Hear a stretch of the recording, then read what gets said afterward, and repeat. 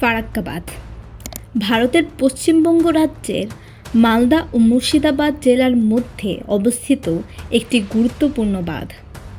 এটি 1975 সালে গঙ্গা নদীর উপর নির্মিত হয়েছিল, যার মূল উদ্দেশ্য ছিল হুগলি নদীর প্রবাহ নিয়ন্ত্রণ করা এবং কলকাতা বন্দরের কার্যকারিতা বৃদ্ধি করা। ফারাক্কা বাঁধ বাংলাদেশের সাথে ভারতের জলের ভাগাভাগির ক্ষেত্রে গুরুত্বপূর্ণ ভূমিকা পালন করে। এই বাঁধের ফলে বাংলাদেশের শুকনো মৌসুমে জলের অভাব ও বর্ষা মৌসুমে বন্যার সমস্যা দেখা দেয়, যা দুই দেশের মধ্যে জল বণ্টন নিয়ে রাজনৈতিক বিতর্কের সৃষ্টি করেছে। ফারাক্কার প্রভাব কী? ফারাক্কা বাঁধের ফলে গঙ্গা নদীর প্রাকৃতিক প্রবাহ ব্যাহত হয়েছে।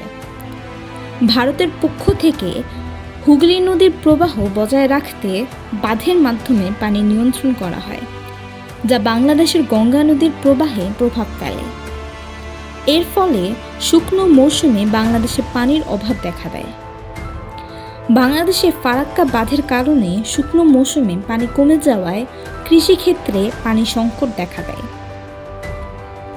এতে ফসল উৎপাদনে নেতিবাচক প্রভাব পড়ে, বিশেষ করে বরেন্দ্র অঞ্চল এবং অন্যান্য কৃষি নির্ভর এলাকায়।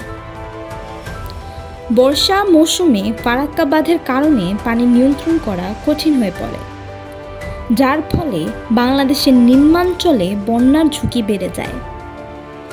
অতিরিক্ত পানি ছাড়ার ফলে পদ্মা নদীর তীরবর্তী অঞ্চলগুলোতে বন্যা এবং ভূমিধসের সমস্যা দেখা দেয়।